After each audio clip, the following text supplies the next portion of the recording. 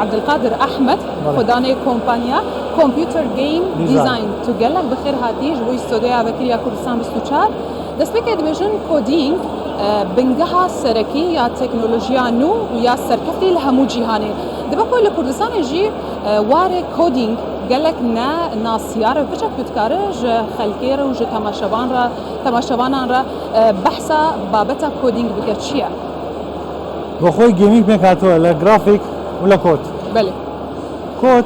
لما حاليا بو جيمنج سي شارب بكاردينين برنامج جرافيكا كاش بيونيتي ديكين او ياري بيدكري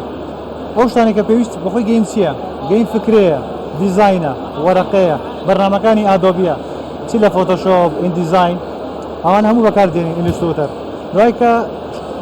قرار دادين اما دمانو جيم 2 دي بكين يا 3 دي بكين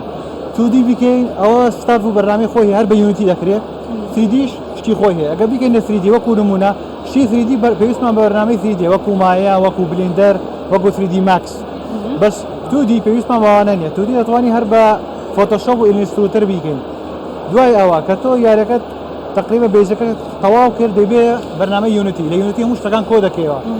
دادنا بشي كودينج دبي بشي كودينج ياري شلون دروز ذكره بيك نفر دروز ناكره ياري بشي جرافيك دبي بشي كود دبي بشي ساوند دبي يعني بس هنا فرز زيادة دبي ببي او دروز ذكره كودينج عادة اختصاصي خواه من خوم زيادة كودينج زانم بس زيادة اختصاص جرافيكا او توام كردوا لا رجع يونيتي او ياركا دروز ذكينو وكو جروب خوم دانشتي ولاتي فنلندا ليو كتوام كر بشي جيمنج قرارم دا بو كردستان شتيوا مانيا چون شتيوا بكينوا بو كرد بو جنس بو يعني شلون بلي شيء تازه بكينوا بو خلق قرار من دا مكتبكي آمادهی بشي بكينوا لا كردستان ان شاء الله دكريت ولد سال 2022 بو 2023 مانجينو تقديماتو دس بيدكات مرحله كاتشيا تو غير سي متوسط تواو كربي يعني بولينو دتواني بالله ما التقديم بكي باش فوينا كما 3 ساعه تو كسي سال دخويني لو 3 ساعه برنامجاني بدايتي زبيزكو دس بيدكين كورس انجليزي شو كمبيوتر بكارديو شلون برنامجاني فوتوشوب وادبي انا بكارديني شلون شي 3 دي دروز دكي شلون كونسيبت فكره دكي براستي او درسانه فير دكي درسي تقويه ما هي درسي بزنس ما هي درس ما هي انسان تو كياري دروز دكي دبزان انسان شلون بير دكاتو باشا واتا كومبانيا ومينا قطافخانه كيا وخلكه فيريد كن شو نابتش زانينجه لجمو بخوينا بله باشا او شهاده هون ددنوان او بروان نامه معترفه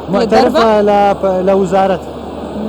معترفه لوزاره او يعني فرق كيما لقى كورسات سيا كورسات توس كسي صال دخويني دواسي صالك تو انت للجامعه بخويني بس 3 سالك قوم هر جامعه كجدادني باشا الفر البروشور تقول لك بالتحدات اخذت بيجا نتش زانكوي و4 سال نخوينا ورا كتابخانه ما هي تفير بك انت تشاوت كروسه بتحدى باخذه راست شكي بحسي زور جنس هي جامعه هذاك 4 سال بشي اي تي بشي كمبيوتر دخويني يجي بيك باش بس من ورا لو 3 سال لو شتي كمان دمي بفير بها 3 سال من مكتبي خم دكان بما مستا تا 3 سال من سالي كبرنامج هي استوديو دادنم جيم ديفلوبر جيم دروز دكي واتا تو زيد دوان كسا كوتي كاركي بوان ببينه حالي كار دابين دكي بله كاريمو دامي دكم يا لقطاب خانكم يا لو كومباني كي دايدنم او بو خلق احتياجي كان او الى كان لغا خوم دايم بو فنلندا كمان لي دانيشتم لشركه فنلندا تصنيع دكي فنلندا بقوه الزور الالعاب يك شركه هيك لشركه كان سوبر سيل بيدلن سوبر سيل سرمایه 1 سال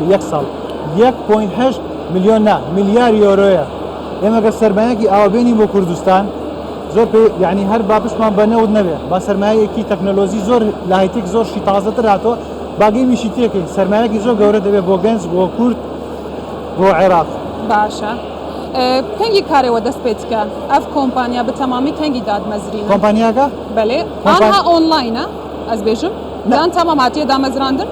دا خوينك اونلاين اونلاين ما هي كورساتي كم لهري ما كورساني كنجي دست بكاري خود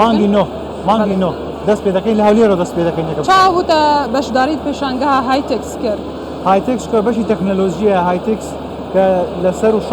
60,000 کس دید بومن که خون بخلق بناسرم یکم جار بچاکری شوینم زانی لیره خون بخلق بناسرم لمرو هم ایش مال سکردو لمانگی دو ایش دکین و تا موافقت و مشتک ما ورگرتوا لمانگی دو استا خون بخلق ناسی مرحله دوایو طلبه ورگرتنا مرحله دوایو مانگی نو دست به طلبه دکین زۆربەی ستافەکانیشمان فێرلەندین لە کاتی ئەو 3 ساڵەکە دەخوێنی تۆ 4 پرۆژێکت دەکەی 3 پرۆژێکت لێرە پرۆژێکتی یەکەم یان بە ئۆنلاین لەگەڵ مەکتەبی فێرلەندی اتفاقمان هەیە یان دەچی لەوێ شکستە حالیان من بخۆم لەگەڵ داکەمیش دەکەم لە فێرلەندا لەگەڵ سەفیری عێراقی ئەوما هەیە موعیدمە هەیە لەگەڵ ئەوەیش سەفیری خارجی فێرلەندا چۆن تەلەبە بتوانێت بە 2 مانگ پرۆژێک بچە لە فێرلەندا بخوێنێ بە 2 مانگ ڤیزەی قوتابی وەربگرێت. باشە بەڕێز عەبدولقادر ڕاستی بیرۆکاتە گەلک گرنگە من حەز کرد گفتوگۆیان زیاترشی گەلتە بکەم لێژبەر کۆ دەمێ مەکێمە گەلک سپاس بەڕێز عەبدولقادر ئەحمەد خودانێ کۆمپانیا کۆمپیوتەر گەیم دیزاین تو میوانێن بۆ گەلک سپاسش بۆی تەنها ژیان بەدکردن ستۆدیۆ ناوبەند کەرەمەکە